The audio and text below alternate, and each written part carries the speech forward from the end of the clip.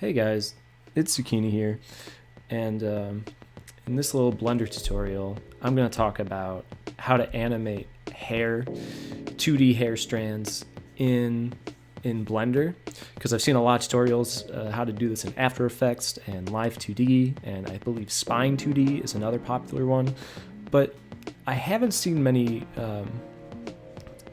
clear-cut tutorials on how to do this in Blender. I've seen people do this, but it hasn't been, fully talked about. So I'm going to put together a fairly large video on this topic.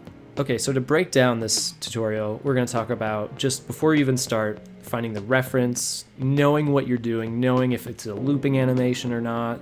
If it's not looping, it's way easier. But if it is looping, we'll get to it. And looking at different programs like Live 2D, Spine 2D, and even After Effects, if you're familiar with it, as other references. After that, we're going to go into the setup of your image layers. So not even in Blender yet, in your program of choice. I use Clip Studio Paint, but there's also Krita, Photoshop. You can even use Sprite if you're doing pixel art again. I'm sure there's many more. I can't remember them.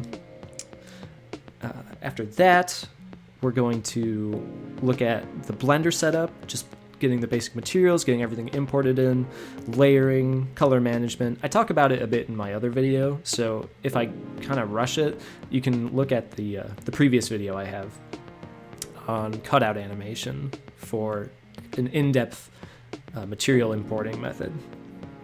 And then setting up an orthographic camera to flatten everything.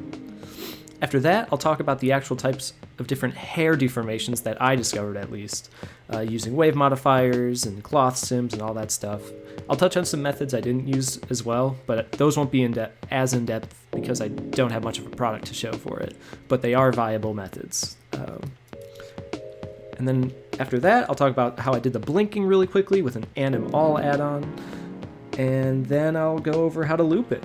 And how to loop it is kind of confusing and very, again, trial and error. So I'm going to provide other links in the description to maybe help with this process. Because honestly, it kind of made my brain melt looping cloth sims. But in theory, it makes sense. So, okay, with that, listed and out of the way, let's get into it. Okay, so for this first part of the 2D hair tutorial, we're just going to talk about a broad overview, a broad layout, even before you draw, even before you go in Blender, just things to keep in mind. First things first, as a no-brainer, know what you're doing. So know if your animation, how long it should be.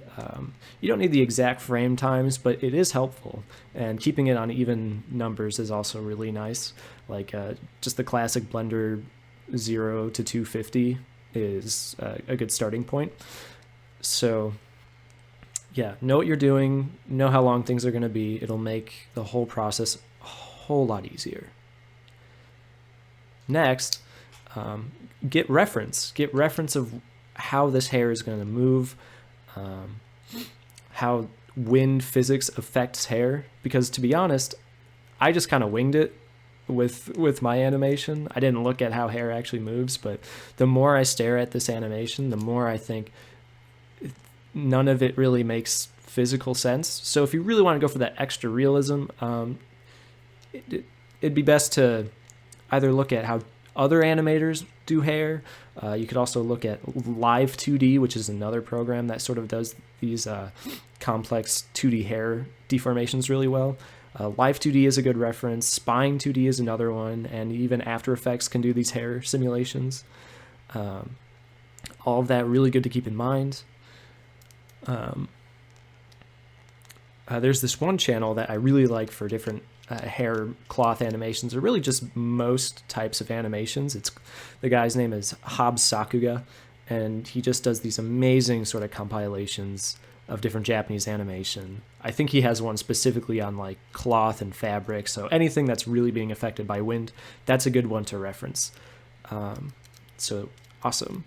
A quick program that would be good for compiling your reference is PureRef. It's basically an infinite canvas that can expand and just you put in any photos. and you can scale them, you can flip the images if you need to, you can crop the images if you need to. It's just great overall to keep as a good reference bay. I'll talk about it a little bit later with the blinking animation. So that's a super basic overview of just having reference, being mindful of how hair affects things.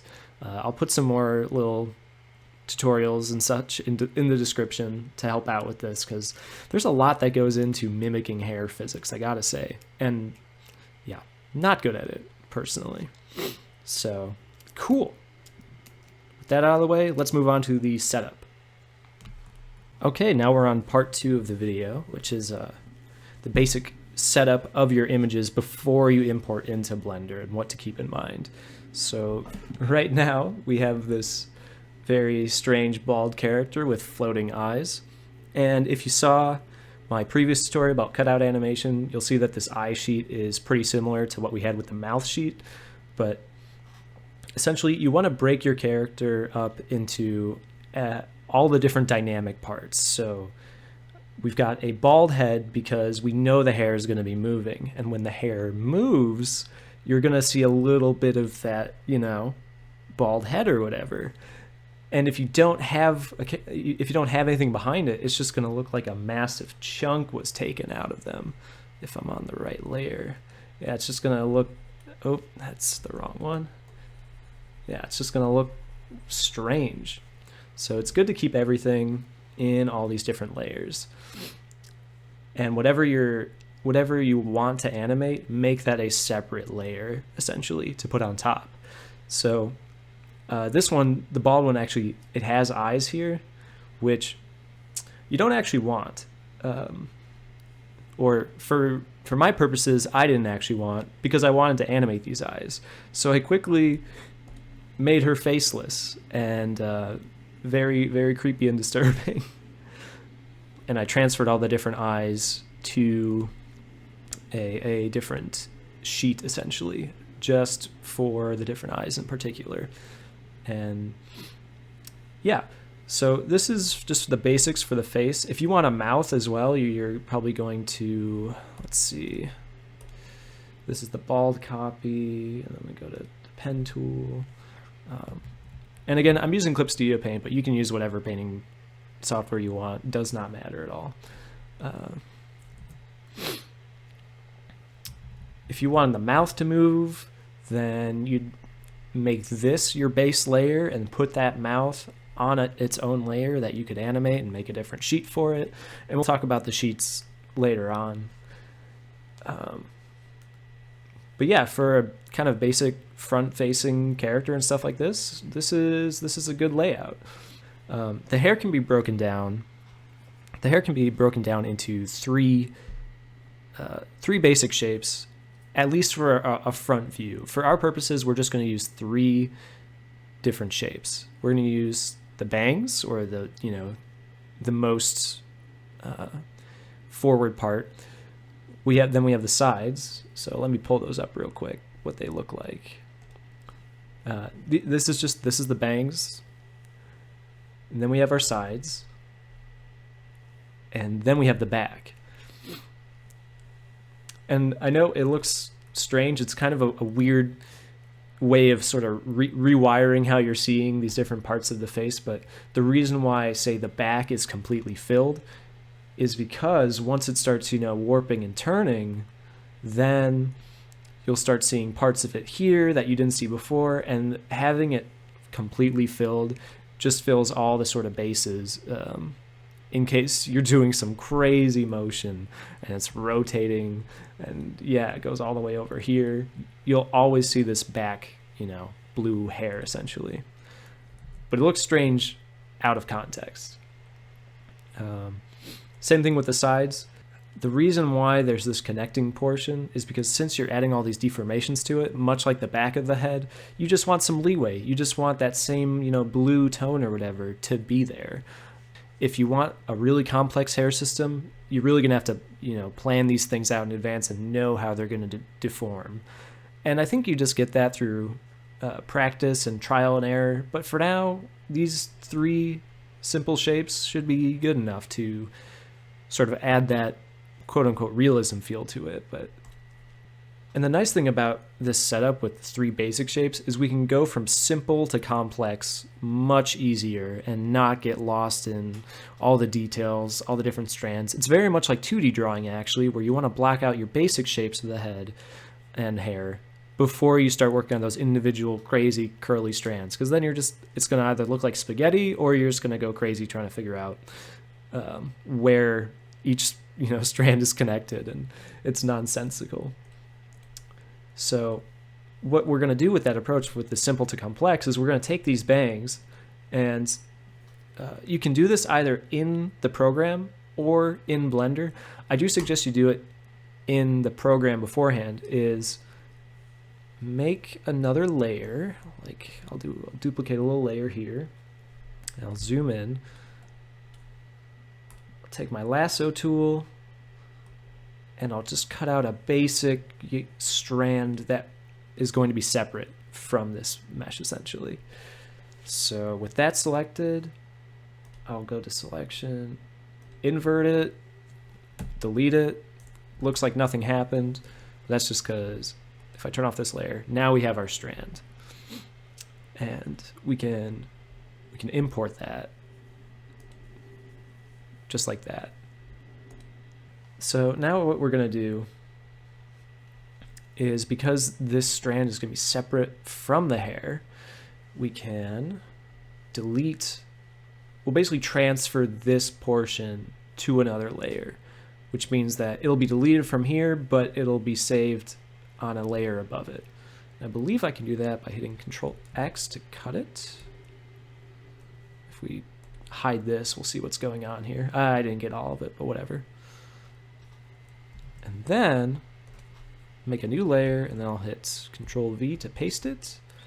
And all right, there's a little bit of artifacting going on there, but you can cover that up with different little photo effects, or just move this whole layer a little bit in front, maybe scale it up a bit in Blender so that it hides this. But now you've got your portion of the hair, then you've got your strand of the hair that's going to be different from everything else. And if you messed up, you've always got your base layer. Cool. And that's how I'd go about making strands. For my little hair demonstration, I actually used the knife tool and edited vertices to cut out the hair strand, which is probably not the best idea because it didn't blend in as well as I wanted it to, but it is possible. If you mess up, you can fix it in Blender, but it's a lot of finessing. But that is the basics for the face. Face, eye sheet, whatever you want to animate, put it on a different layer, then mask it out on the base layer. Back of the hair, bangs, sides. I'm just doing the 3 shapes. You can break it down however you want. If you have individual questions, you can always ask me in the comments. But yeah, that's what we've got going so far, and that's what we're going to take into Blender. All right, sounds good. Let's go. Okay, so now we're in Blender. We've got all our stuff imported. I'm going to show you how I layered this specifically, how I mess with the materials, just some basic color management stuff, and setting up a quick orthographic camera, which makes everything, slightly believable. Once I, peel back the orthographic camera, you see something much more strange. But we're going to go through all these different parts and what the heck is really going on here. If I turn on my overlays again here, pause the animation, we have all the different layers of the face. And remember, we split them up in Clip Studio Paint. Now we're putting them back together, essentially, making it look presentable only through the camera. If you need a more dynamic angle, it's going to be tough with this kind of setup. I'd recommend starting out orthographic before. I don't even know how you do that, to be honest. We've got the bald head here. You could see in the preview it's a lot creepier because the eyes are actually ever so slightly in front. I should clarify, I'm in the Eevee engine. I like doing things in Eevee. It's nice and real time and slick. If you work in object mode, or sorry, solid mode, you're just gonna see gross planes, and it's not. You're just gonna go crazy looking at these gray things all day. So yeah, stick to rendered mode.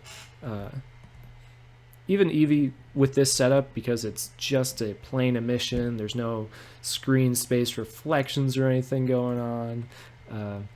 This should be light on your memory, using about 47 megabytes of memory right now. Okay, I've had scenes go up to 1 gigabyte, so this is very nice.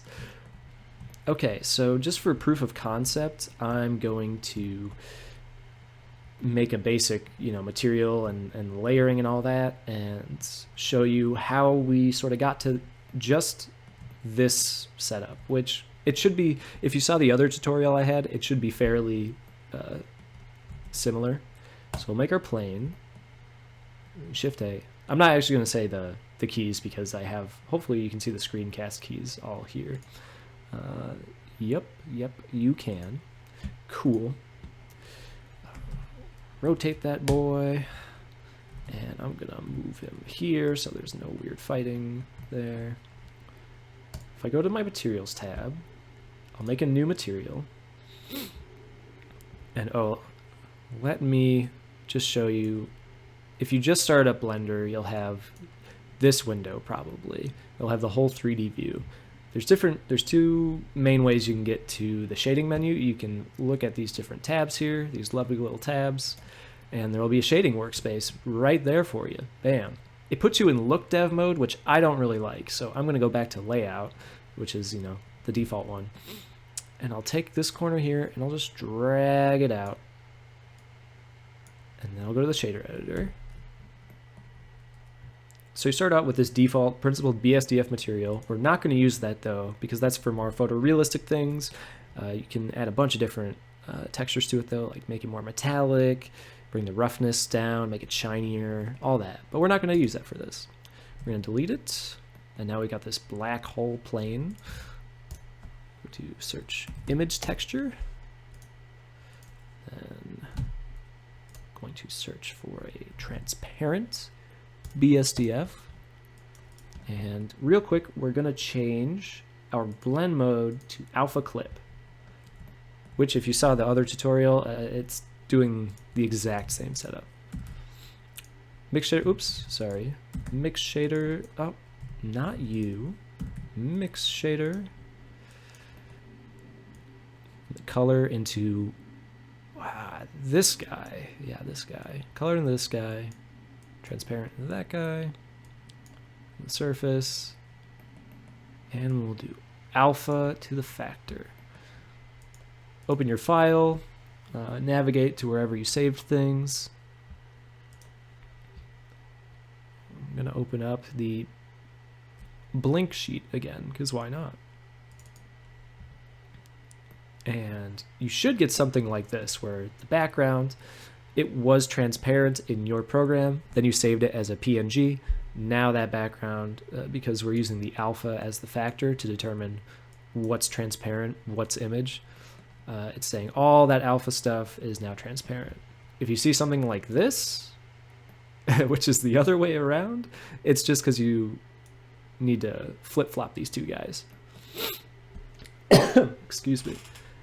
And that is how we import these planes and these materials, and then you just sort of set it up like you would a Photoshop layering system, putting the back hair behind everything, and you sort of just follow that logic.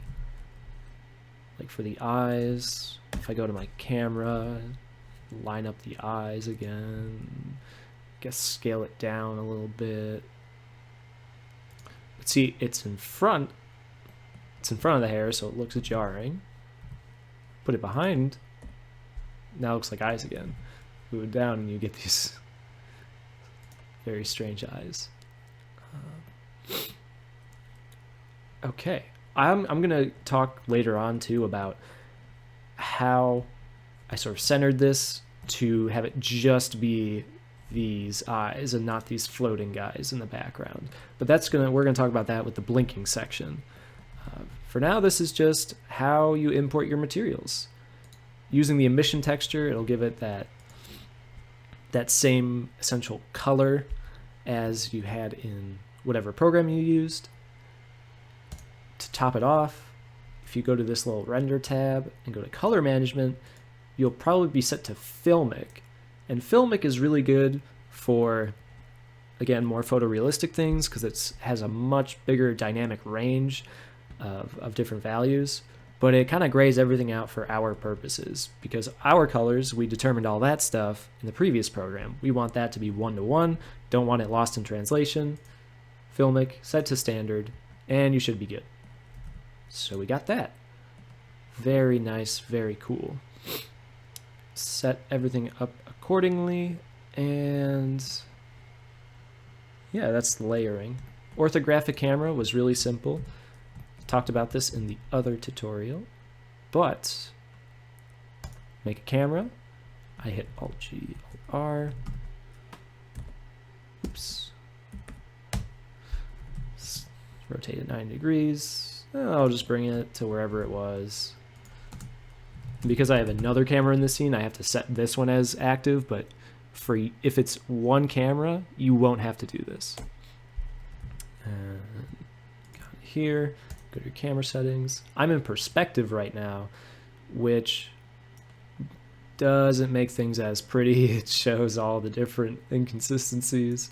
If you make it orthographic though, bam, everything's flattened and it looks like just a 2D image that's animated, except there's these weird eyes.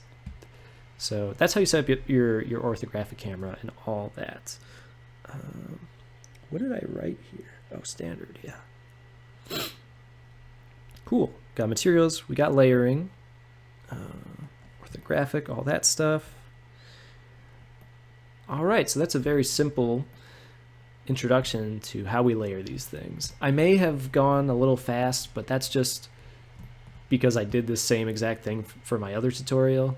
I think I talk about it in more depth there because that one's like 50 minutes and kind of insane how long it is. And just quickly, if you see these weird planes here, these are my fills. These are the little band-aids that sell the illusion of motion and connectedness a little bit better. I'll discuss that in the hair deformation section, just because it works well with the knife tool and all that stuff. So yeah, that's really simple layering system. Just making sure that it makes sense in 3D space and always reference your camera view as what's right and what's wrong. Keep in mind you will be adding motion to them, so just be mindful of the fact that it's going to move. And yeah. All right, now we're getting into the thick of it. The actual hair deformations. This part will probably take a lot of editing because there's much to talk about. How did I start moving this hair? I'll go with the most basic one so far, and that is using the wave modifier. So the wave modifier is a really great way to here. Let's work with the sides. We'll take the sides and then we'll hide everything else except this armature apparently, but whatever. So you'll notice starting off, you'll notice that the hair is not on a flat plane anymore. What did I do to this shape? Essentially what I did was if I add a plane, rotate it 90 degrees, and make it front view, and I add the sides material. Did I name it? No, I just called it front 002. Let's move it over here just so we don't get confused. So you'll have your plane starting out, but since you're adding very specific deformations to it, the way different deformation modifiers work is they will move based on how many vertices there are and where the vertices are placed. If, for example, let's just move it, we won't see anything on the other side. If we take modifier and give it a wave right now, you'll see virtually nothing. It's because it's moving on a different axis and it's moving the entire plane as a whole, which we don't really want. Oops. Go back to front view.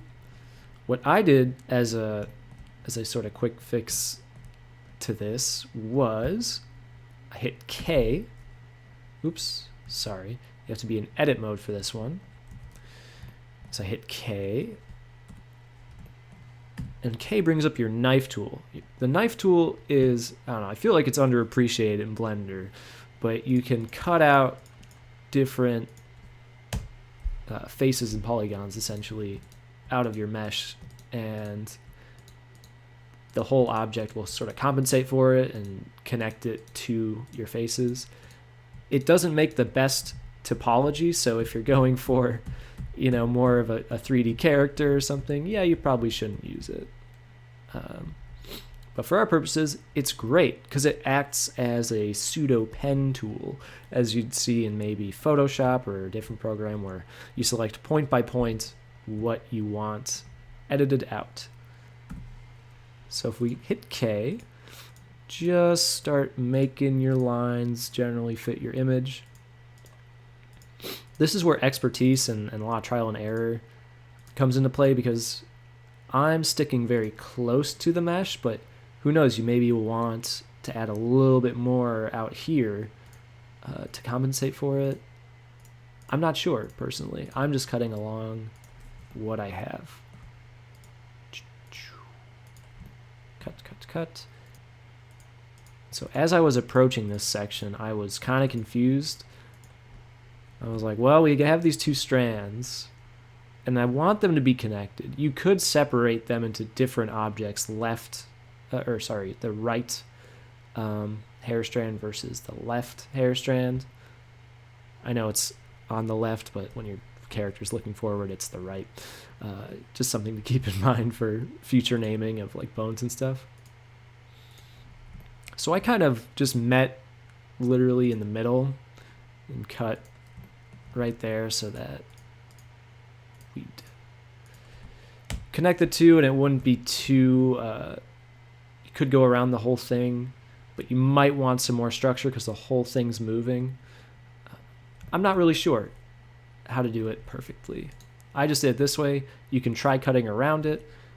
We'll be using different vertex groups to show what is waving and what's not waving, so it doesn't matter that much. So yeah, we've got our shape here, and then we'll select everything that's not our shape. X, faces, boom, now we've got this. And just for naming purposes, I'm going to call this tutorial sides, just so I don't get confused. Okay, now what do we do with this? If we go to our modifier again and hit play, we've got a little bit more motion now, but it's still all moving as a whole. Not to fear though, because we can add a subdivision surface modifier, and that will serve as our extra geometry to this plane, or it was a plane. I don't know what it is now. It's some weird, strange n-gon mess.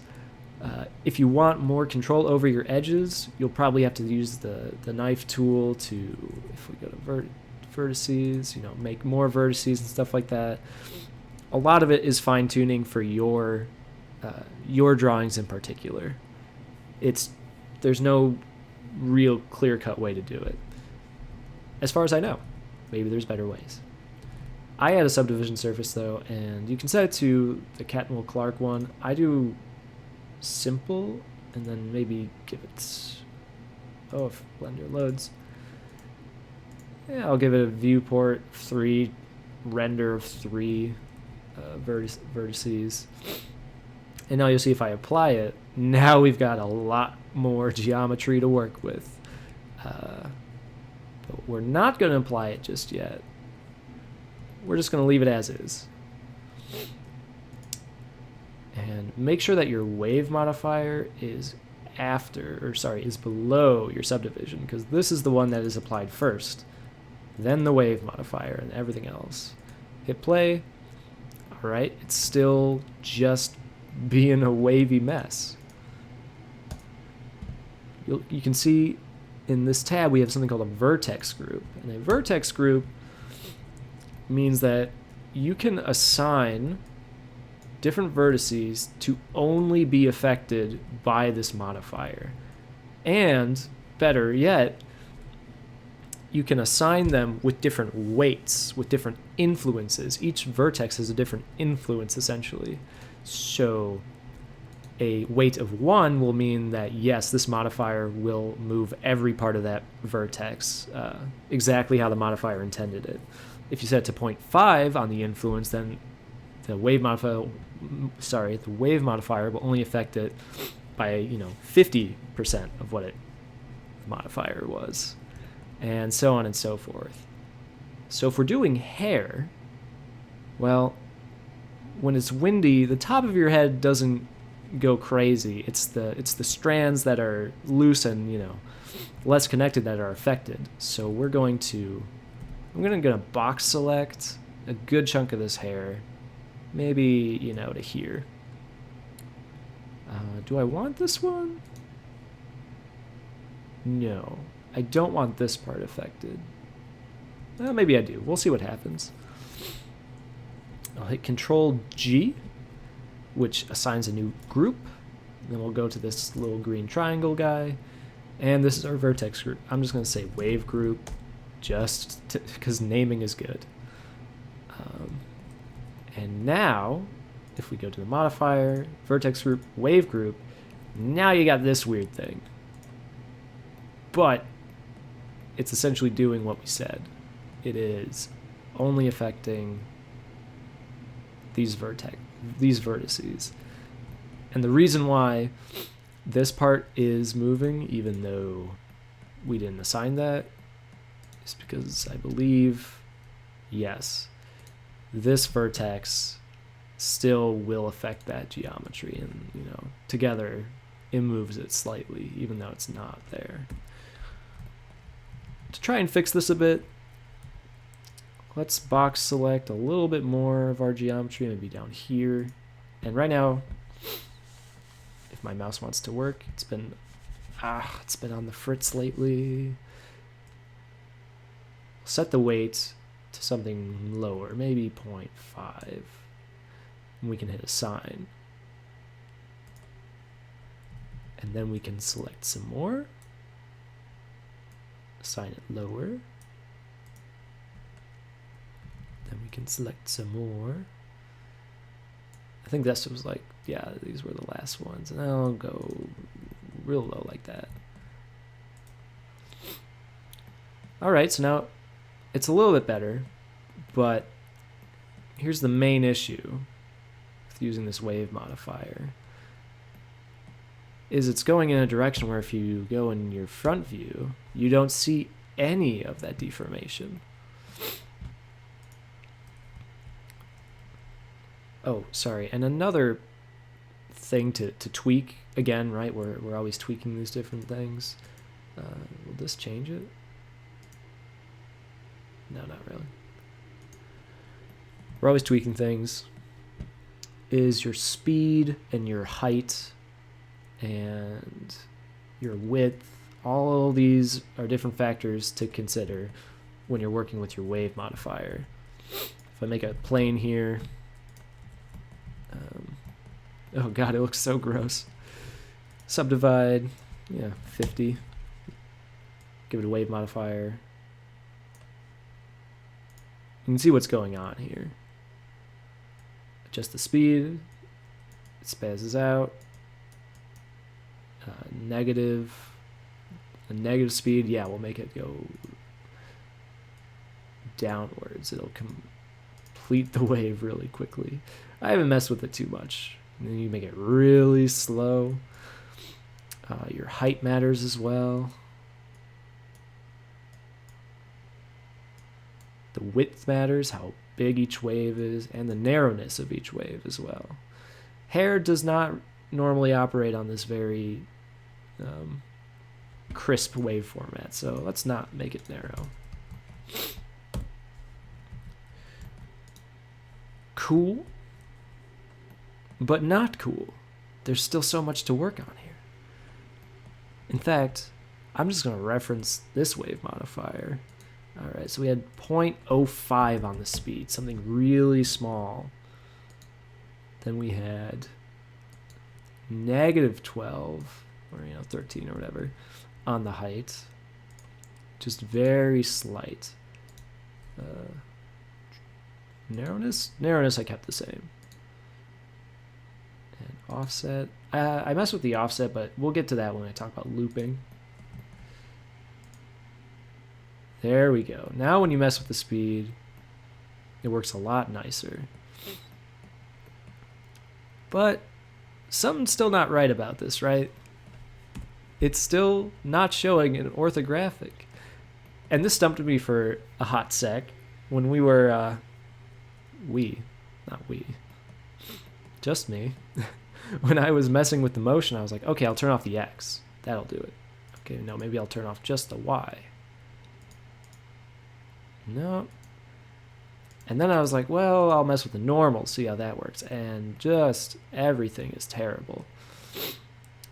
Maybe there's a better solution to this, but what I found was disable the normals. We don't need any of that. I'm going to set my origin. I use Shift Control Alt C because I like how annoying of a hotkey it is. And you just slam the keyboard. But you can go to Object, Set Origin, Origin to Geometry, which, yeah, it's right over there. Right in there. And now, oh, something's different.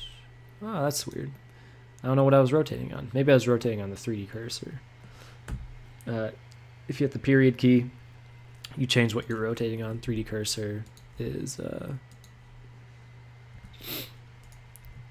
yeah, in relation to your, wherever your 3D cursor is. Cool. P, median point. Bam. Now we got this.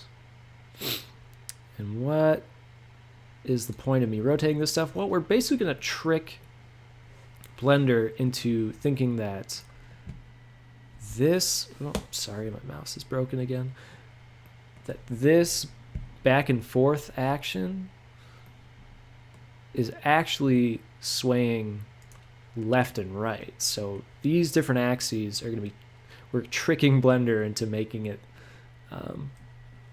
sway to a different side. I'm sure I could have explained that better. Anyway.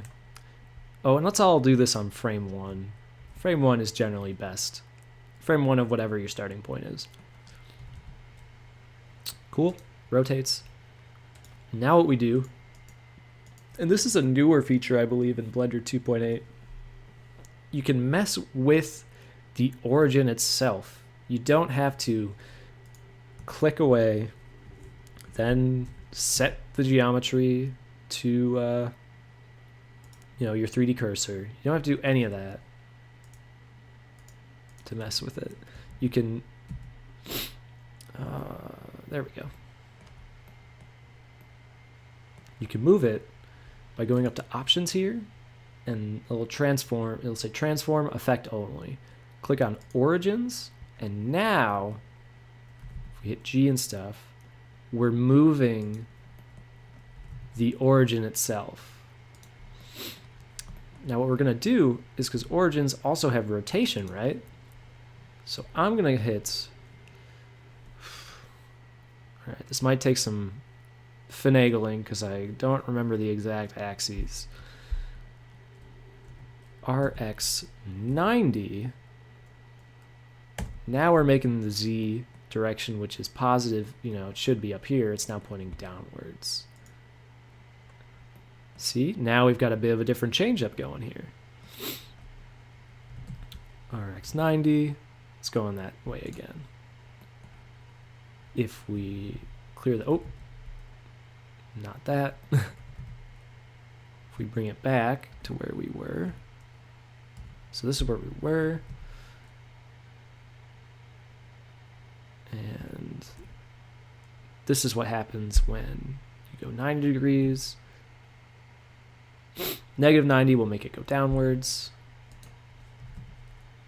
If I rotate it on the z-axis, say, there we go. If we rotate on the z-axis and hit 90 degrees, now our hair is moving like it should be here. This one's much more graceful though. This is a little too much. Now, let's see if we apply the rotation. So what I did was I actually applied the rotation and made it so that all these different changes brings it to 0. But since that's messing with things, I'm going to keep it like this for now. Just mess with this sort of transform here, which is really nifty. If we go 90 now, negative 90, just different things you can do to create whatever wave effect you want. And that it shows up and that shows up here. That's what, that's the main part. And to top off the wave modifier after we've sort of reset the origin. Oh, and really good idea to uncheck origins so you're not messing with it anymore. Is that if we go to our wave modifier, we will see that there is a texture added to this wave modifier. Let's compare the two real quick. So that it looks a little jagged, right? It's kind of gross. But this one, it has a little bit of variance to it, a little bit of randomness to it. Select it. That randomness is from this texture. Now I used just a basic clouds texture, so if you hit new, it'll create a texture in this box. But you can hit this button here, and it says show texture and texture tab. Click that. Now we've got this blank slate. That's because it's either an image or a movie that it's expecting. But no, go to clouds. And now this noise will start messing with things, right? If we make the scale 0, which makes a bunch of little dots, you get this kind of cool glitchy effect. But obviously, that's not what we want. You're going to want to make the... Oh my god, my mouse, I hate it. Scale much bigger. And making the scale bigger, just add a little more smooth, and a little bit more randomness to what you're doing. Right? Here, way too jagged. Here, yeah, a little bit better. You can change the depth as well. If we want it to be 0, then it's very small. Here, there's little tiny incremental changes, like that. Little bumps everywhere. I've never used Nabla, and I have no idea what the hell it does, but it's always mystified me. Even after like 2 years of Blender experience, I have no idea what the hell this does. And you can totally change this. You can change the texture. Make it wood. Oh, hey now. See, that's a more interesting variation already. Maybe rings. Maybe not rings. Sign. Saw. Oh god, not saw. Try. You can add even more variation. Tacking on a color ramp. Messing with that. A lot of it's just exploring Blender, to be completely honest. But you'll see how that affects the texture here. Oops, you want that. Cool. I just used clouds though, because that was just what I thought of at the time. Yeah, noise distortions. using the textures just in general. Oh, I have to uncheck color ramp because that affects everything. So that's the basics of the wave modifier, how I got it to roughly look like that. What I did do, real quick, I also, and I talk about this in the cutout tutorial, but I went to the graph editor, went to the noise size, and I just edited it, I messed with it ever so slightly. And then I added, oops. Oh, where is that? You're not showing up. There we go. Then I added a cycles and, oh, I guess more noise with very little influence was added to the modifier. Just so there's even more variance essentially going on here, but just gradually, and it repeats and repeats forever and ever and ever. That's what the cycles modifier does. Great. So that's really simple hair deformation, and that's not even going over like complex how to place your vertices and stuff. Frankly, I don't really know, but I bet a lot of live 2D videos, which specifically emphasizes that stuff, you'll learn that flow more, that I guess the topology of it more. It's very much like sculpting it, but in a 2D flat space. I just don't know though. I just kind of winged it again. All right, that's the wave modifier. Using it for this, that was 28 minutes. I'm gonna have to cut that down. Okay. Cool. All right. I'm going to demonstrate another technique to deform this hair, which I didn't use. I almost used it, but it felt a little bit wonky to me. I'm not the most familiar with this technique, and oh my god. Oops. Didn't mean to do that. I meant to just zero that. I like having the 3D cursor zeroed. Is using a lattice deformation to sort of drive this wavy motion. And real quick, if you don't know what a lattice is, they're pretty great. Kind of confusing though. Or not confusing, just finicky. A lattice will work very much the same way as all these other modifiers, where it takes the vertex of whatever thing you want to deform, and it'll move it around. Depending on the sort of cage or shape of your lattice. And, you know, if you have just these very basic vertices, that's all you're going to get is some sort of combination of these things twisting. To have more, you know, to have more smoothness, to have way more of a wacky shape, subdivide your shape. It's all good. You can also add a subdivision surface modifier. I'd recommend putting it on simple. Do that as well. I believe it works that way too. I've never actually tried the subdivision technique. But to add a lattice, you go to add lattice. And then we'll move our lattice. I'm just doing it in object mode around the shape we want to deform.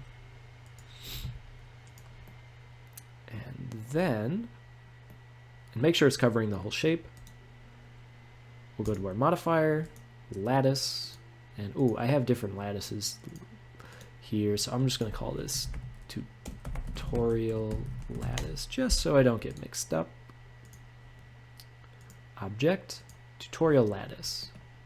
Now, for this cube, this guy messing with, you know, its little vertices, although I don't know if they're technically vertices, will deform the shape.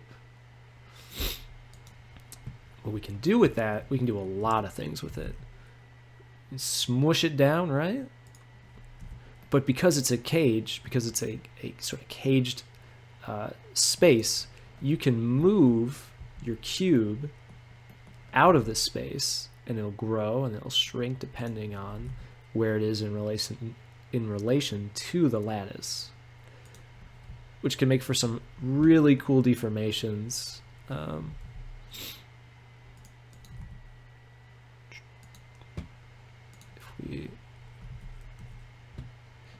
You're gonna want to once you've placed your object in there, you're gonna want to start messing with your lattice in edit mode, because when you mess with the scale in object mode, it doesn't really work. It doesn't really transform the shape anymore. This sort of trade-off between object and edit mode, I'm not so sure of, and that's probably why I didn't use much of the lattice modifier, because I'm not super familiar with it. But quick demonstration, I can do that. Let's say we make this guy bigger.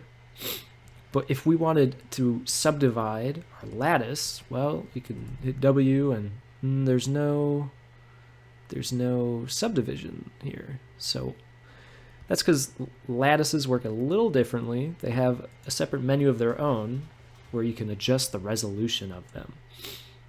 And this is U, V, and W. And those correspond to different axes. It's like adding loop cuts. So if we go U, I guess this is the U axis. V would be this side, will be like the X axis. And W would be your Z axis. I get the names mixed up a lot, frankly. But now we have so much more geometry to work with. And we can even turn on proportional editing and start messing with a whole weird kind of cage.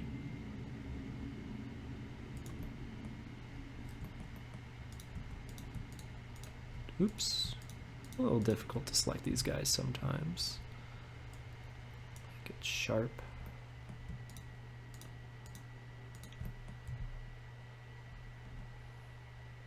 Oh yeah, this is a weird shape. And now, when the cube passes through it, it's a very different kind of shape, very kind of subtle twists and turns to it.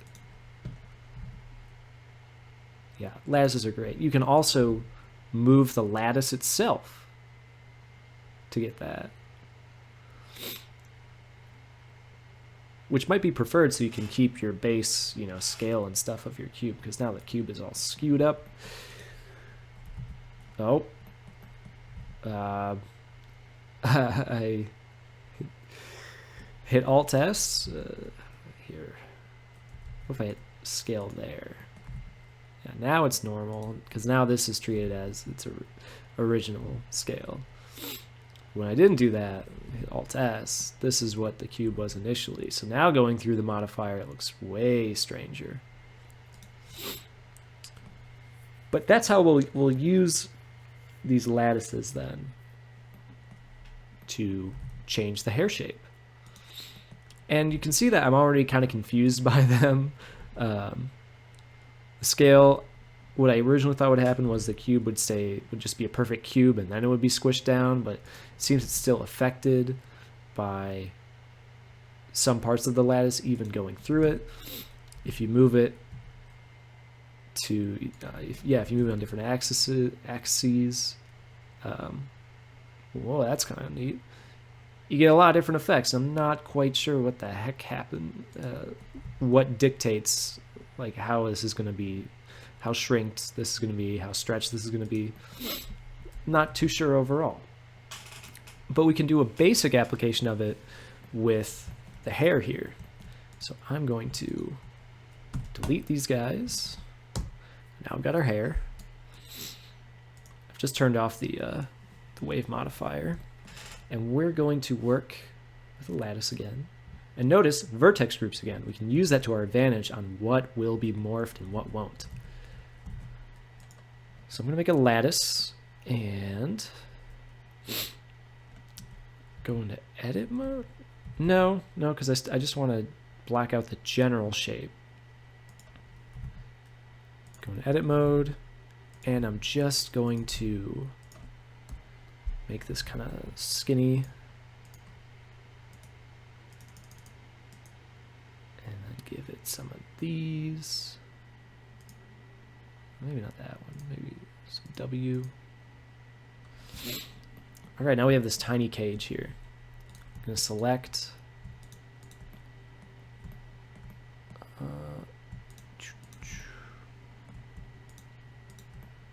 basically make a box shape around this, and I will change that to smooth again. And actually,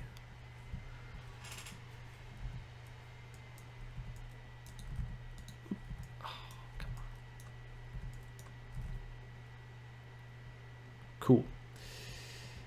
Now I just made, a literal wave. And what we're going to do with that is I'm going to select these guys. I'll bring it to another vertex group. Call this one Lattice. Give these guys a weight of 1.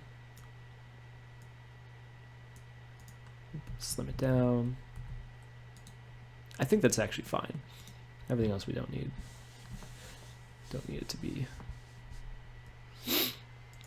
affected. Go here. Oh, yeah, and we'll make tutorial lattice again.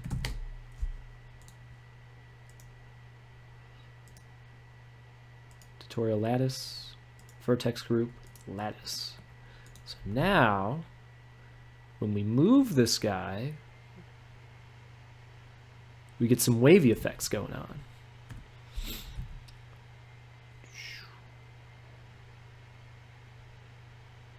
Now, is it the most realistic waving? No, actually, not at all. But it adds a little more deformation to your hair. I think that's part of the reason why I didn't use it, was because it wasn't the most kind of, not realistic, but also wasn't that practical.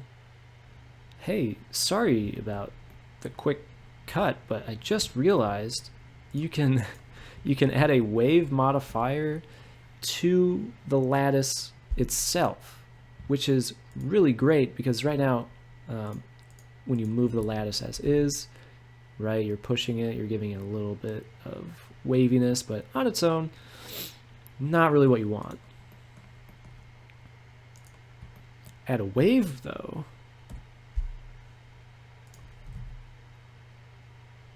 and then it gives you a lot more interesting deformations.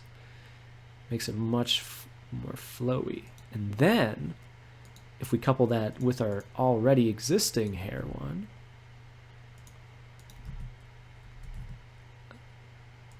move it. It just gives you a little bit more control to this flowy madness.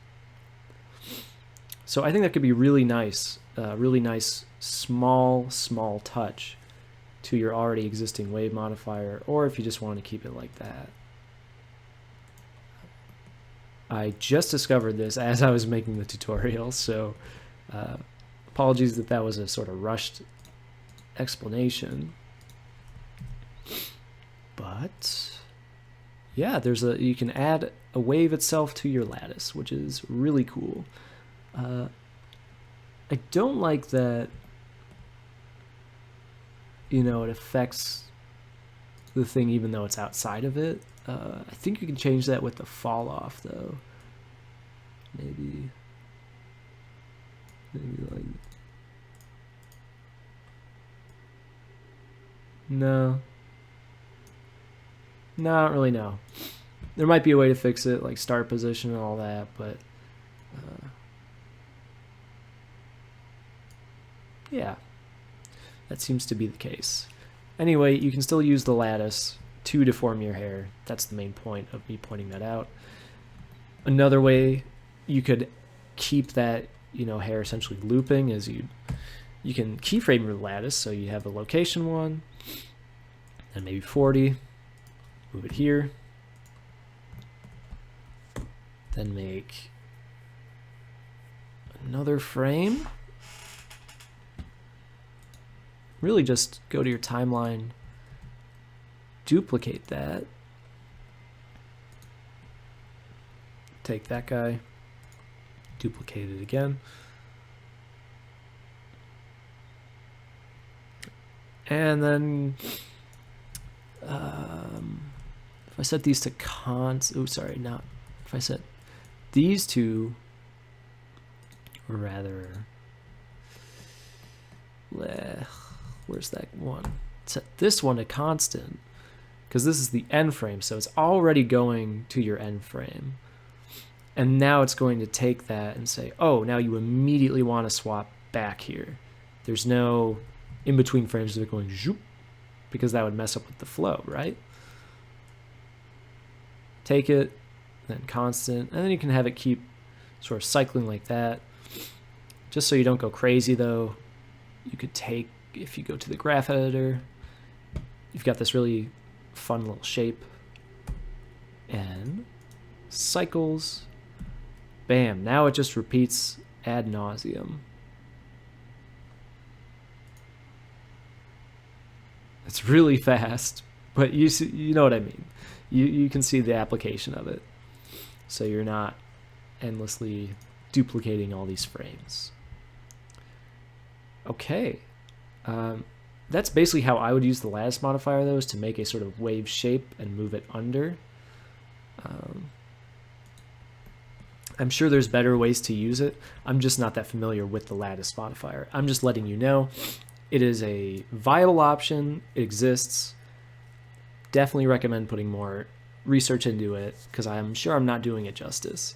And since I don't really understand all the ins and outs of it, yeah, there's probably a lot I missed. So cool. That is the lattice modifier. All right. So I set up this really strange scene with a teapot, a plane, and hair.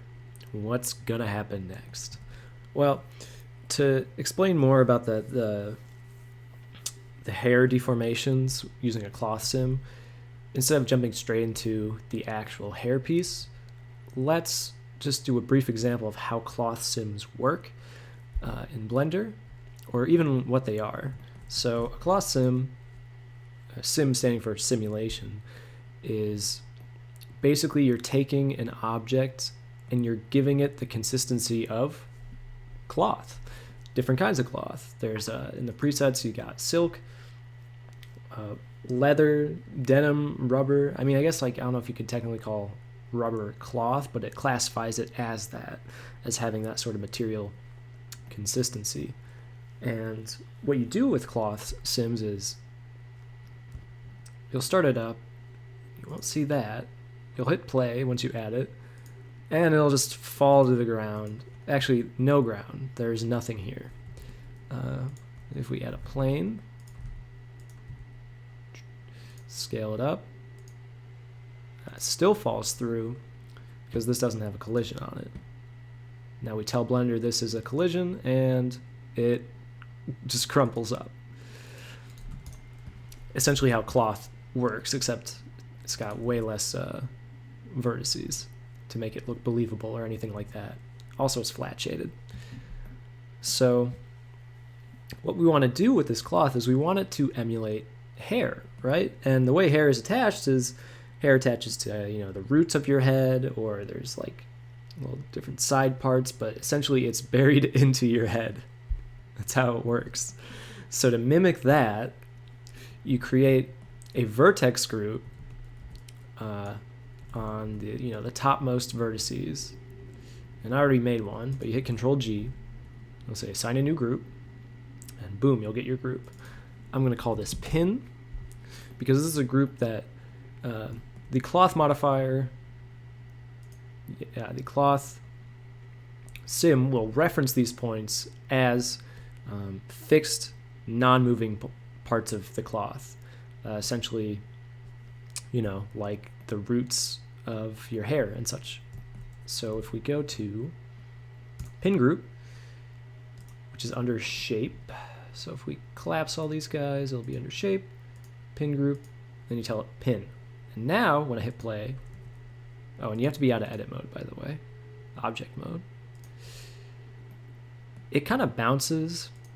I'm not exactly sure why it bounces. I think it might just be because of the consistency of the material, but now it's not falling. It's kind of staying relatively in place. And what we can do to test, you know, more of the cloth consistency is I just gave a little teapot. I love the teapot. I think it's part of the extra objects add-on, but the teapot is just great. I'll even give it more geometry and make it look smooth and fancy.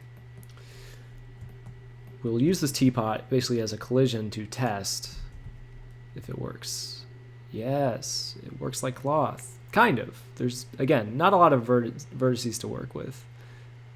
So it's struggling a bit, but you get the idea. Now, you don't have to just have objects move your cloth, which is the cool part. If I, actually, I'll just bring my cursor here and hit Shift A. It says Shift S, but that's not true. Shift A. I guess it doesn't update all automatically. Force field, and let's do wind.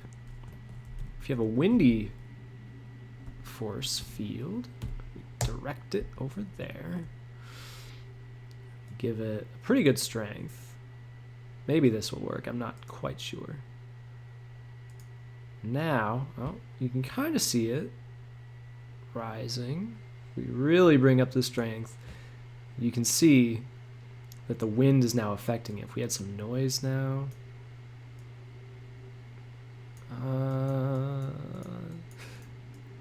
Sometimes these things confuse me. Maybe if I apply the scale, sometimes that does something. But anyway, you see the effect that this force field is having on the cloth. All well and good. We can change this to like vortex and oh my god, make it really weird.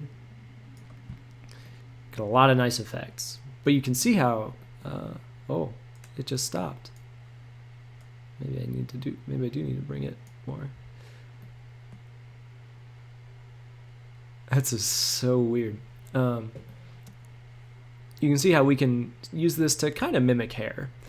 Now granted, there is a whole particle system dedicated to emulating real hair, right? Particle here, hair. Now it's got a bunch of gross hair that you can hit play, and oh, they're also being affected by this weird vortex field. I wonder if I do that. Oh, you know what? I'm not gonna get into hair. Now I already cut it out of the plane, so it's just like it is normally. And we're gonna go into our front view, and we're gonna do the same thing. We're gonna assign a pin group of some sort. Maybe these guys. Assign a new group.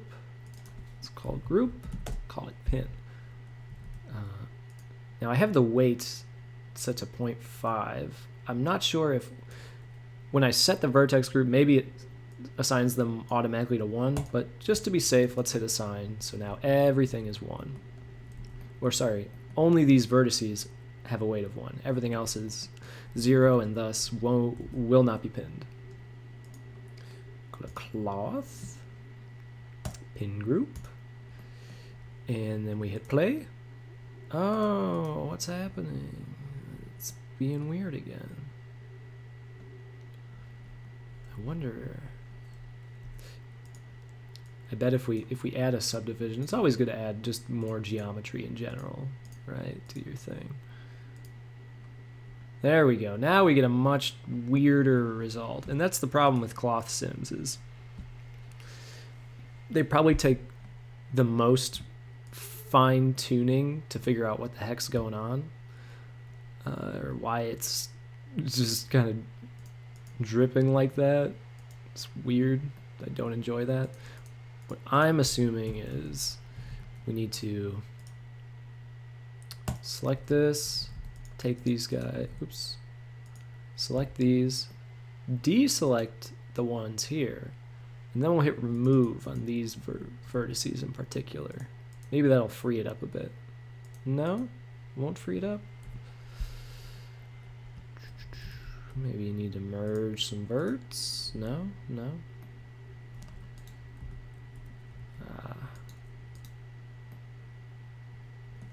What if I triangulated it? Where's that? Triangulate. Oh, there we go. I should have done that with my other one, huh? I didn't triangulate the mesh, but it basically just gives more sort of bending to it. I really like how this is still just dancing in the background. That's cute. And this is essentially the basics of what we're doing, what we're going to do with this hair. Essentially make it cloth-like. And we can add a wind modifier. And the wind strength needs to be pretty high for this, I'm pretty sure. I don't want to delete this dancing guy. I'm just going to cut off the field weights so wind does not affect him. And right now, they're just kind of hunched, you know, or they're just kind of slouching backward. If we increase the strength, yeah, sure, 200, why not? Still nothing. This is where, again, more fine-tuning is needed. You go to physical properties, it's 0.3 kilograms is probably too heavy. Maybe 0.05 might be affected by the wind more. Or it just is not affected at all. Or it's too affected by the wind, which I highly doubt. If you make it vortex, usually something will happen. Yeah, there we go. Vortex seems to get its attention. Wind, maybe less so. Again, more physical properties tweaking. That's what a lot of my sort of quote-unquote research on this was, does this value work? No. Okay, maybe this one. Ah, see, now we're getting some top swaying here. By top swaying, I mean way, way, way too much. Maybe let's go bring that down to 30. Now we've got, oh my god, this guy. Sorry, we're gonna have to hide him. So maybe the folding over is a little bit too much, but you can see how it just waves ever so slightly. And it's got a really nice, sort of realistic wavering to it, which I really like. And if there is something bothersome, right, like this whole group here, you can always take it, add it to your pin group, and now you've just got that one hair strand. If you wanted to, you know, act like that. The problem is, you don't want a bunch of, you know, force field stuff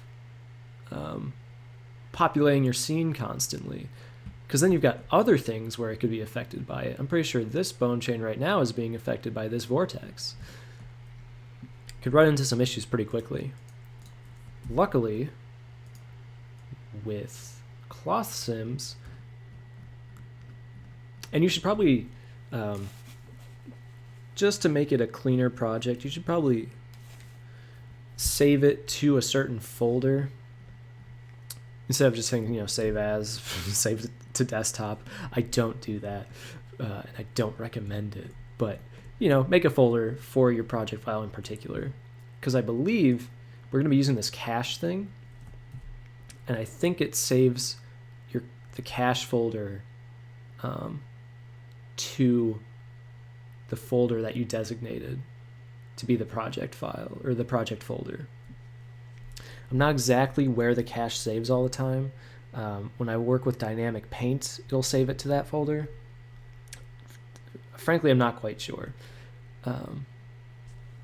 And we're not doing intense cache editing right now, so we don't need to worry about that. But it's just good. It's good to know where all your files are going, right? And a cache is basically baking all of the physics, all of these little vertex placements into something that can be ran later, which means you don't actually need the cloth modifier anymore. You just need the point cache system. You need to tell Blender, hey, use this, series of movements, and boom, it acts just like the cloth modifier. Just makes things much easier, because right now it's trying to in real time calculate all this stuff, and it's doing pretty well. It's at 24 FPS because that's the base one, but once you start adding more complex geometry, more subdivisions, and oh boy, if I check collisions and go to self collisions, it's probably gonna eat itself. Yeah. Yeah. So yeah, be wary about that. Jesus Christ. Now we're gonna take our little simulation here, and we're gonna bake it. And the baking is good because then you have the whole thing essentially simulated. You see how there's this blue line being made? Right now it's just kind of guessing, like, how am I gonna be a piece of cloth? How am I gonna be a piece of cloth? But if you hit bake and let it do its thing,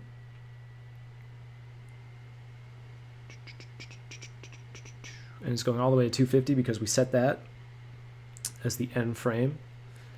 You could make it 120. Now it'll be much smoother and it'll be the same result. So now we have our cloth baked, which means it's going to act like this very specific pattern every single time. In fact, now when we mess with the weights, when we mess with object collisions and such, it shouldn't change because everything is baked. You can't make any more changes to it. If you want to make more changes to it, you delete your bake, start over again. And depending on your simulation, you really want to try and get things right the first time, because baking can take a while, depending on what you're doing. But this is the basics of a cloth sim for your hair. You want to find the pins. You want to find, what geometry is bothersome. Because remember, we're working with pretty ugly geometry, all things considered. Like, this is one face. Technically, we have a subdivision and triangulate and stuff, but for people who do, sculpting and such, you do not want these disgusting n-gons. But for us, it doesn't really matter as long as we get a good end product out of it. And I'd say that little swoop is a pretty nice end product to put on the face. Bring it over. And let me guess, is it going to calculate that? Yep. It's another thing I forgot to mention is cache. When you bake something, it's going to know where that location is. I wonder if we can cheat it and move in edit mode here. We hit play. No. The cache knows. It knows I'm trying something sneaky. So what I do here is I just go, well, okay, delete the bake, move it to a good spot, and bake it again. It's going to do its thing.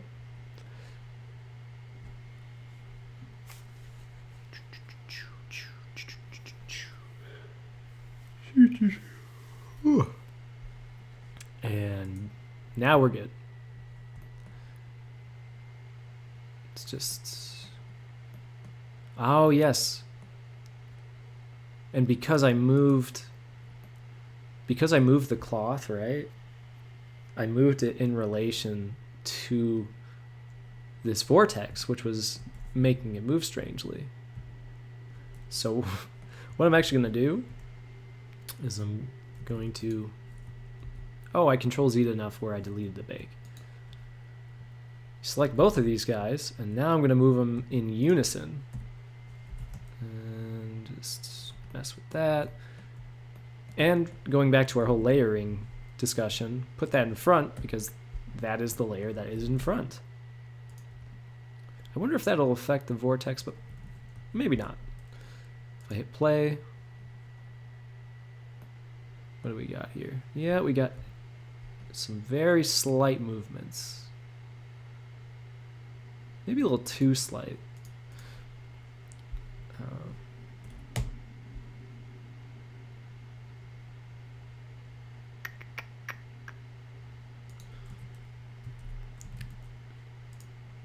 And this is where you just go into, you know, fine-tuning hell. Maybe I want these.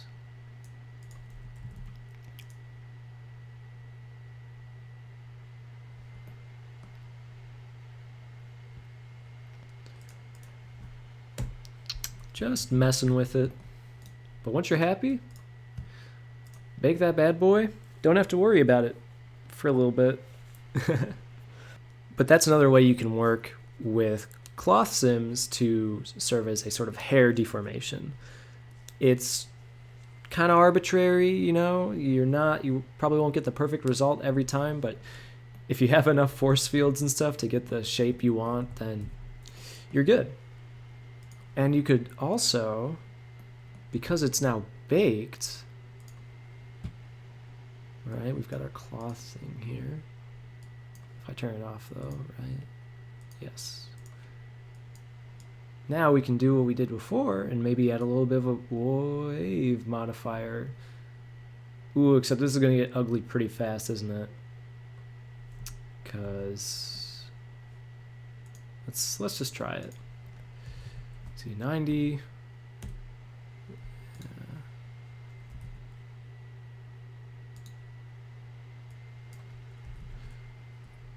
90, like we did before. Height really low, speed really low, a little bit of that.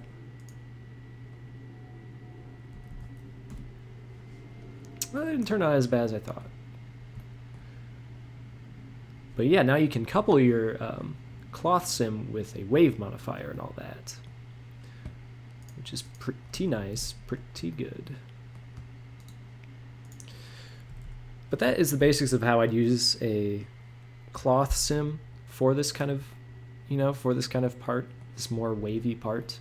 I feel like the back hair, you don't need something as complex as that. Let's bring back, is this guy? Yeah, let's bring him back. Just to serve as a little outro to to the cloth sim. All right, next, for the final portion of this video, we're going to talk about gravity bones, which is what you see here.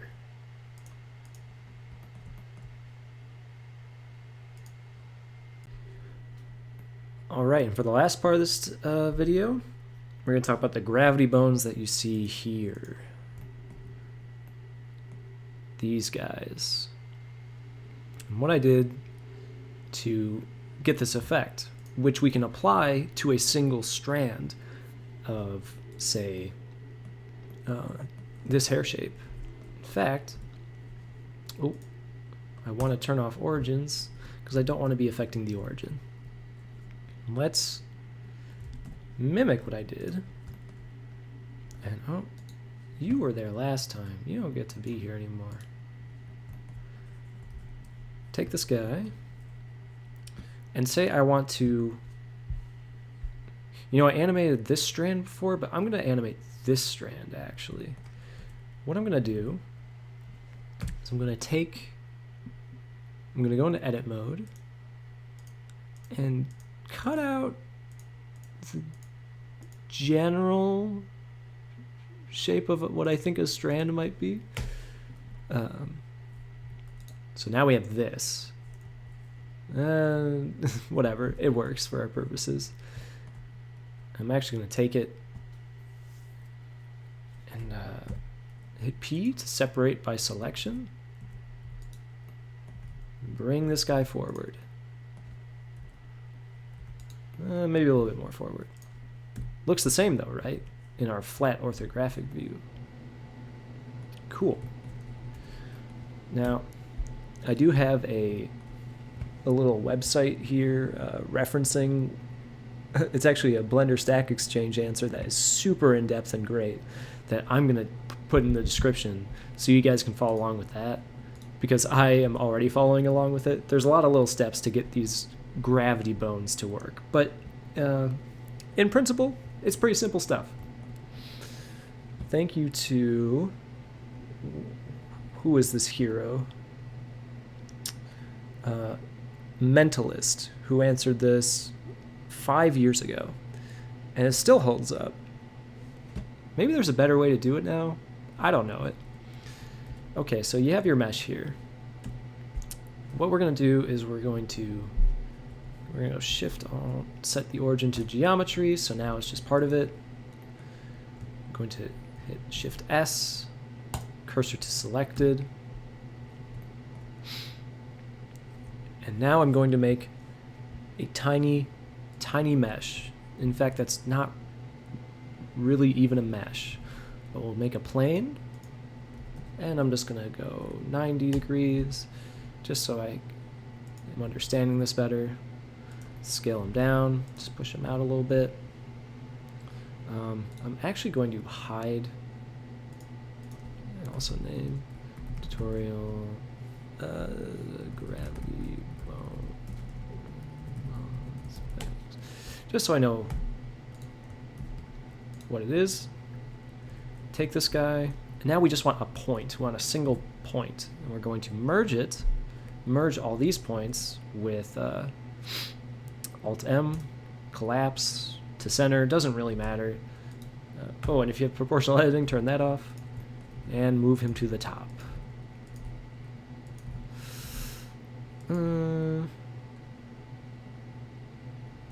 Might be better if I leave that part, because if we make this the root, then it's going to be swinging from that root position, and it might just be a little weird.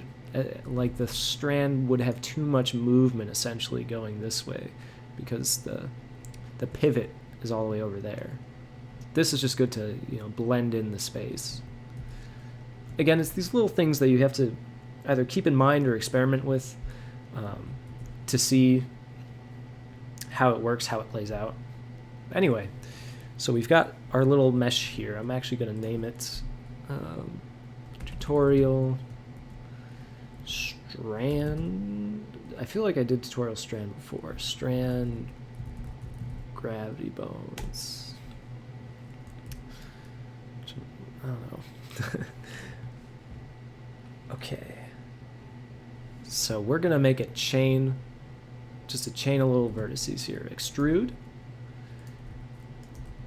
And imagine each little section here is there's going to be a bone controlling the verts in this section. So if you want a lot of movement, use a lot more vertices, which makes a lot more bones. If you want little, you know, you just do that, and then this whole part would swing. I'm just going to make it pretty even.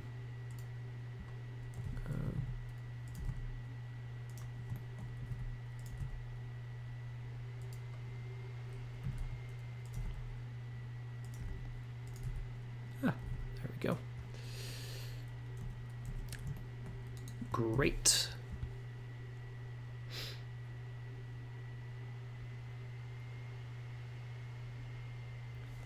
And now we're going to do a very similar procedure that we did with the cloth sim. We're going to make a vertex group at the top, or the base, or the sort of root of our strand. We're going to make a vertex group. Call it pin. Yep, we're doing cloth sims again. Very cool. And now we have our little pin, which is great. Enable cloth, go down to pin. Oh, it disappeared. Where'd it go? What are you doing?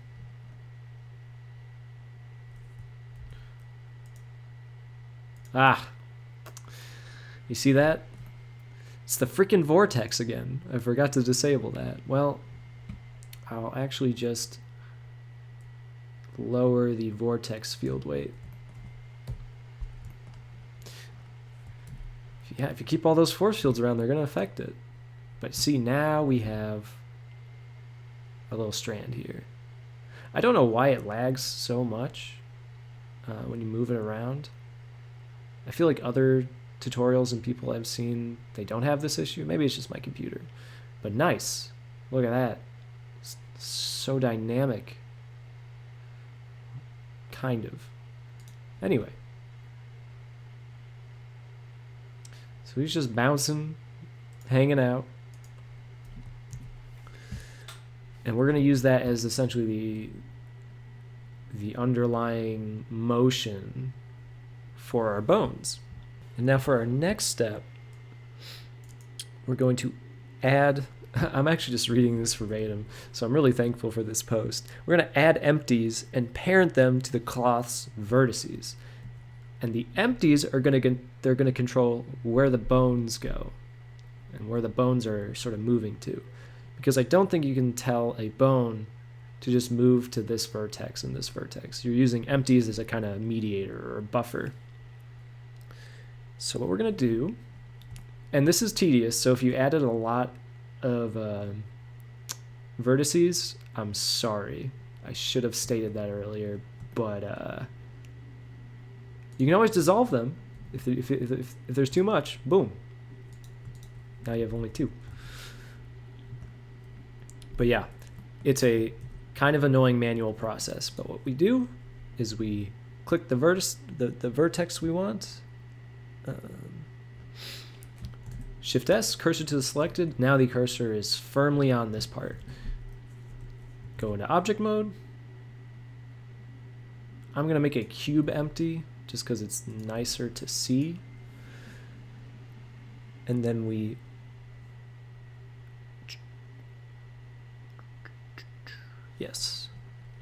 have your empty selected. And if you want to be a real hero, name everything. Like, I guess I'll call this empty and then base. Sorry, tutorial empty base. The backspace. Or not backspace, the underscore. Okay. Tutorial empty base. Take your empty, shift click, then go into edit mode with tab, and then you hit Control P, and that'll make a vertex parent. Hit OK, and that means this empty is right now I'm in edit mode of our little cloth guy. This empty is moving only with that vertex. Cool. I'm not exactly sure how to manage vertex parents, to be completely honest. Yeah, this stuff kind of confuses me still. But whatever. If it works, it works. Go to the next one. Empty cube, and then I'll scale down the cube. Do that, do that, do that. Bam. And repeat it all the way down.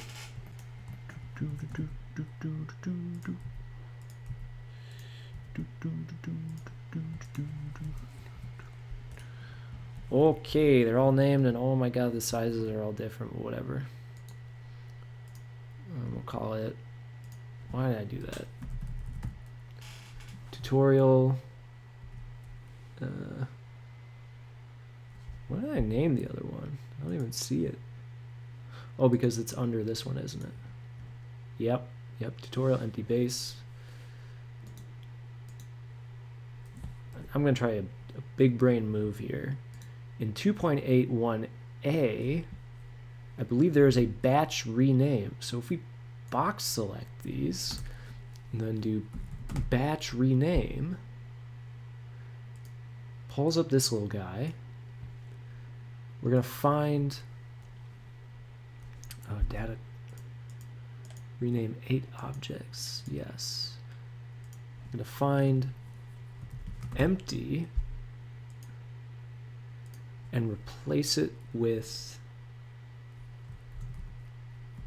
tutorial empty base, and then it'll rename all of them? Let's find out. Boom. Wait, 8, 9, 10.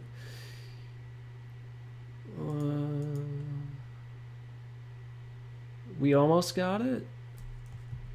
I want to try this. I'm gonna. All right, let's do it again. Batch rename.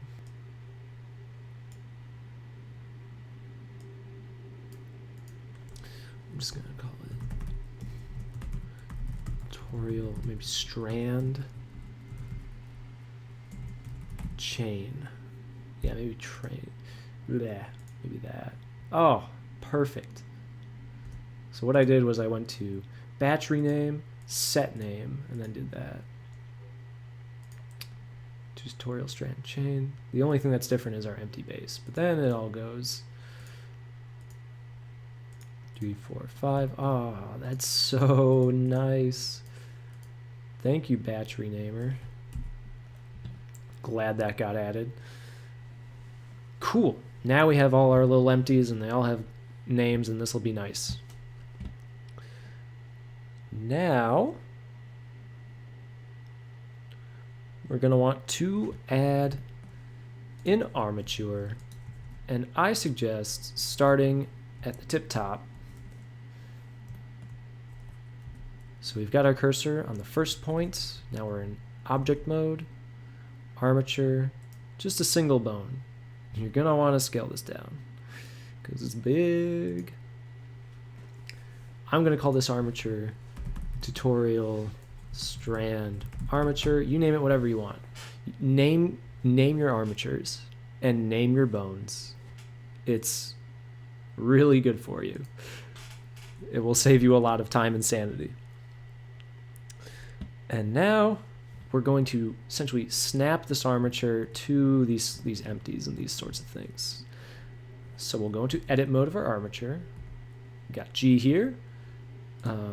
If you hold down Control, it enables snapping, and I have it set to vertex, but only moving it, and the closest as well. If we did center, it would do something weird. Oh, no one. But I'm going to do closest because it's good. So we got our point there. Instead of making a whole nother armature or anything like that, we just hit E to extrude. Now we have another bone, and it's connected. Boom. If you see any weird rotations, you're probably snapping it to the wrong place. This is fine though. And this is why you want to work in orthographic mode too. You can pick up on these mistakes. If I was in perspective and I was like, kind of like the close enough. Clearly not. But going to here and it's like, oh, that's dead wrong. So, orthographic mode is your friend. Yep. Yep. Great, now we have our armature. Now we got our chain. Very cool, very nice. Now, the way the magic happens, I don't actually know why this works. I have a general understanding of why this works, but what you're going to do is you're going to add an IK constraint to every single bone. And what usually you would use IK for is if you wanted to lift up, say, a leg, and you had a leg armature, like upper leg, lower leg, and then the foot. You'd use the IK bone to move the foot, the lower leg, and the upper leg all in conjunction with one another, but in a way that looks, physically accurate. You don't have to pose each bone. It's a really handy feature, and it mimics real life, so even better. But for this one, we're using it so that all the physics essentially communicates down this whole chain, communicates with one another. So let me read this. I see. Okay. You're going to want to go into pose mode. I click Control Tab to get into pose mode, but you can also select it up here. Control Tab. Select your bone. top one. Your target is going to be your tutorial. Oh, I'm sorry. It won't be the tutorial armature. Your target is going to be whatever empty is right below it. In this case, it's object tutorial string. And we want to set the chain length just to the 1 because it's only affecting this bone. Then we go here, IK, select the tip again, change it to 1, and we just go down the line. Boom. You know, in hindsight, we didn't need to batch rename, but like I'm just trying to get in the habit of renaming things more and more, so. I also think it's really productive to break Blender sometimes just to see what is affecting what. You know, when you follow a tutorial, it's generally like, this is the right thing to do, this is the right thing to do. And then when you encounter the wrong thing, you don't know exactly why that wrong thing is happening or how to fix it or what the hell's happening in general, because it's all screwy. But say if you set the chain length to something different, actually I'll do that once we finish. Oh, the tip, right. I want the tip.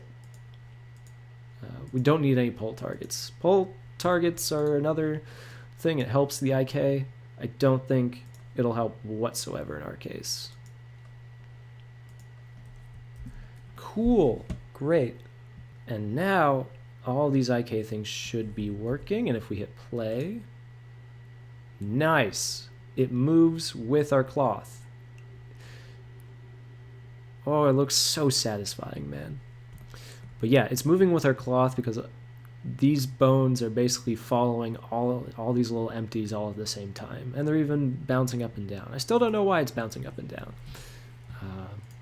but that's okay.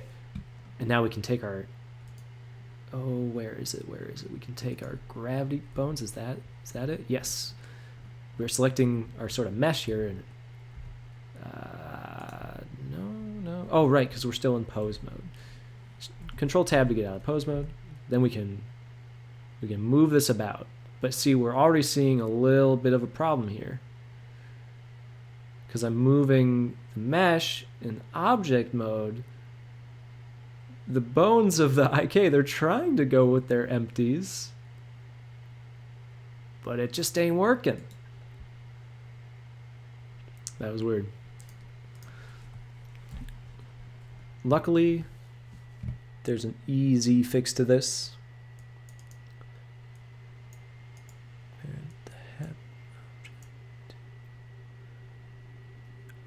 Armature. And the easy fix is, I can't remember this off the top of my head. It is, shit. Right, okay. So the way we want this to all work together is, now we have our strand here, right? And it still has, it's triangulating, so division, all that stuff. We want to parent this to our bone chain. And we'll hit Control P with automatic weights. Excuse me. And now, okay, so I just tested it and it doesn't look that nice.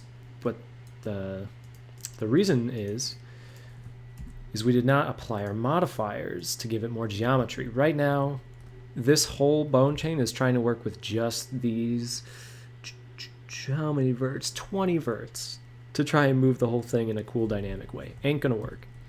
So for our modifiers, I have triangulate on, apply that guy, subdivision, that's gonna be the big one, boom. And now we've got a lot more geometry to work with. I also turned off the cloth modifier. I don't think that'll affect it much. But we'll take this guy, take our strand, shift click the armature, Control P, automatic weights, and bam. Oh, that's a much, much better strand.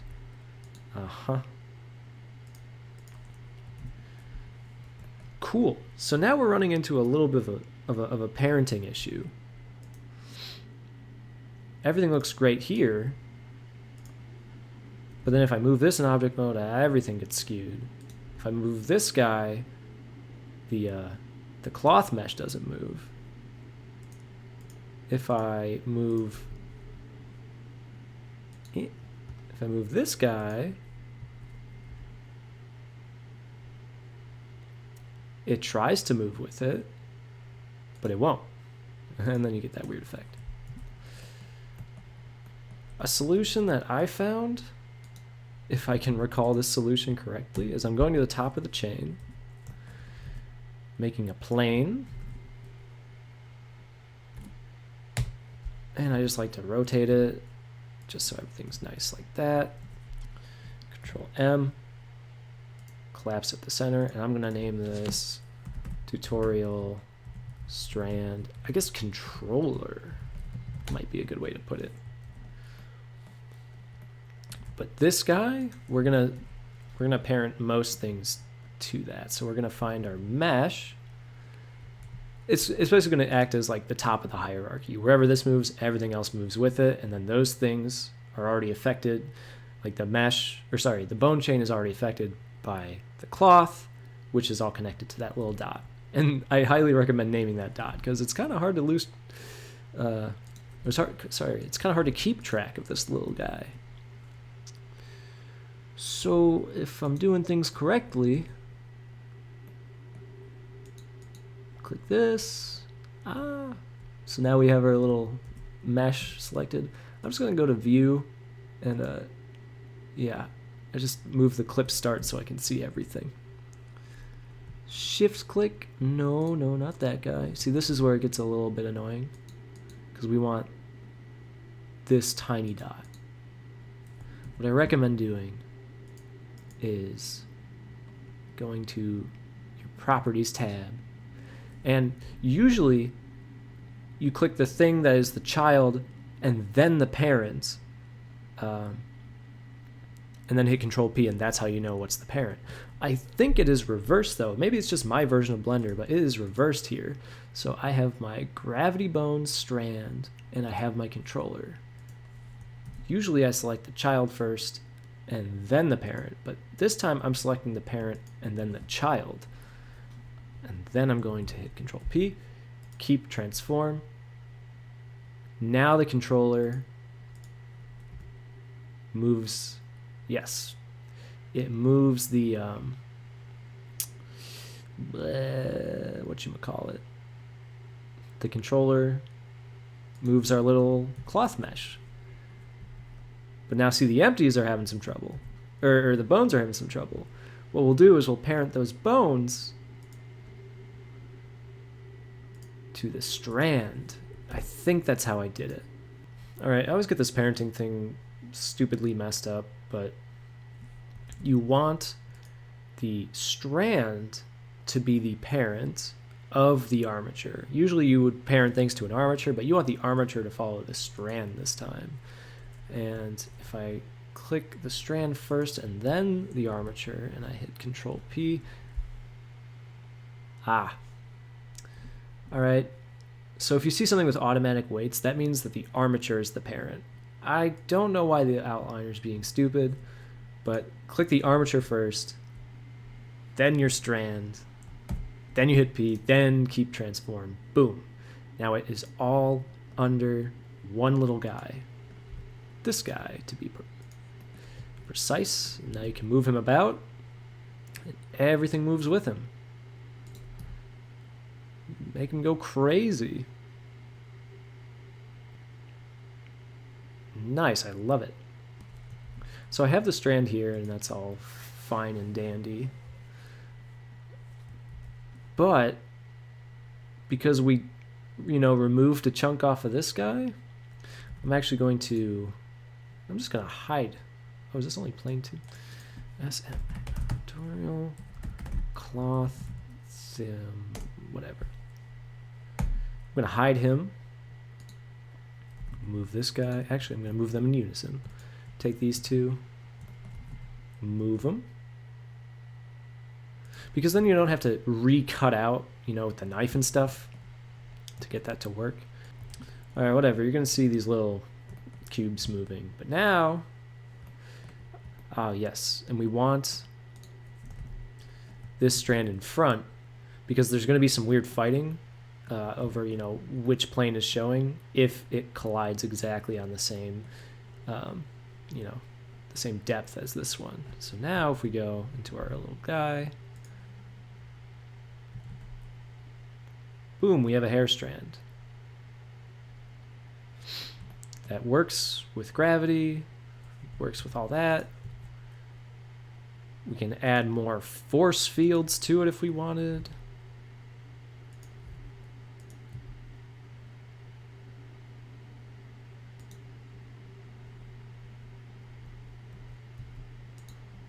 Maybe we can add them. Should be working. It's probably the strength. I need to increase it a lot. Yeah, there we go. Increase it to 13. Now you got some really wavy hair in the wind, you know? If I turn on the bass and give it some eyes. Eyes are always nice. Yeah, now our hair's, you know, it's going a little wild, going a little wacko. But there you go. There is one hair strand. And you kind of just play with these things, play with the force field settings. And if you want some strands to not be affected, you can always go in the cloth settings. If I go to frame 0 and find the little guy. Oh, there we go. Go into your cloth settings, field weights, then you can turn vortex on or off. If I turn it on again, it's just gonna go fucking crazy. But it might be nice to add a little, no.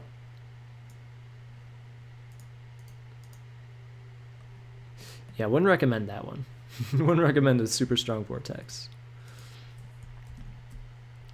That's one strand. And you can see, you know, that little thing I mentioned before with having leeway. Well, I didn't really plan that out super well, but it just kind of falls. It's kind of in the air like that. Maybe if I added another pinning vertex up there or something, it would have worked. But yeah, just be mindful of how you place your strands.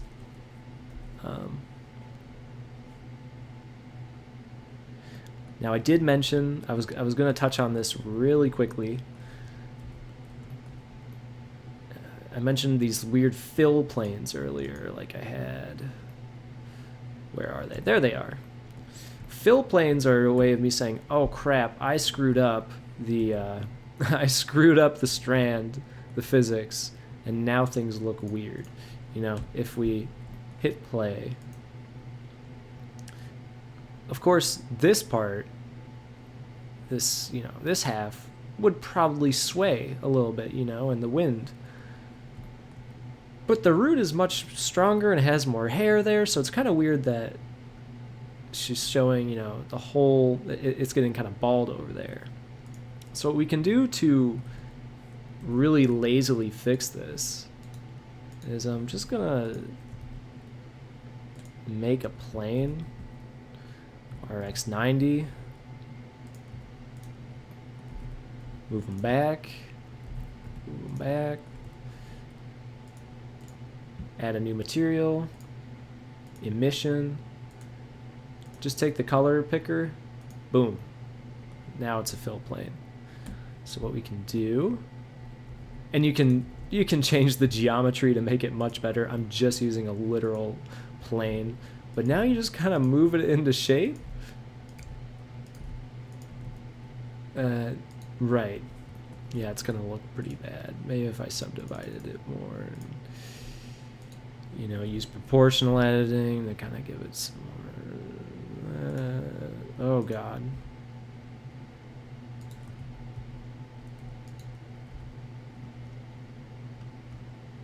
Maybe if I made it sharp. Again, see, it's all about just messing with things, but that doesn't look correct. You can make it look correct. You're essentially just drawing it in like you would in a 2D program.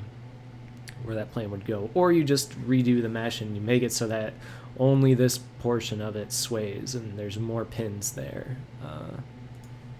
It's up to you how you do it. I like to use those fills because I'm lazy. Don't want, don't want to have to do all that again. Maybe, yeah, if you turn off the IKs, it serves as a pseudo pin, essentially. But be careful for some weird results, and messing with the chain lengths, that'll do it too. Well, that's off, but if we mess with the chain length here,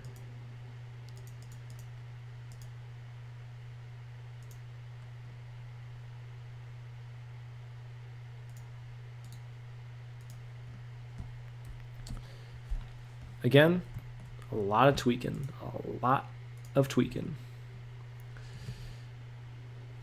But that's a general way you can make strands that have much more, literal wind and gravity to them. Yeah. In the next part, I'm going to talk about shape keys, which are very intentional directions. I'm going to touch on the grease pencil, some grease pencil strands, and how you can use interpolation to add more of that fake wind, fake waviness. I guess I'll touch on the cast modifier, but that's very simple stuff. And then we'll get to the blinking, and then we'll get to the looping. The looping is not fun. I will just say that right now. The looping is quite a pain in the ass. But it'll work. We'll get through it. Okay, this is going to be hell to edit, but that's fine. Anyway, I hope you guys learned something from this. I know a lot of it was me finagling. Hopefully, with editing, I can get that stuff out of the way. But yeah, that is how you do some basic strands. Basic 2D hair. We got wave modifiers, we got cloth sims, we got gravity bones. Those are the big ones. Oh, we got lattices as well, but I didn't touch too much on that one. And yeah, we'll talk a bit more of it. We'll talk a bit more about it tomorrow, and I'll see you guys there. Sorry this went on for so long. All right. Peace.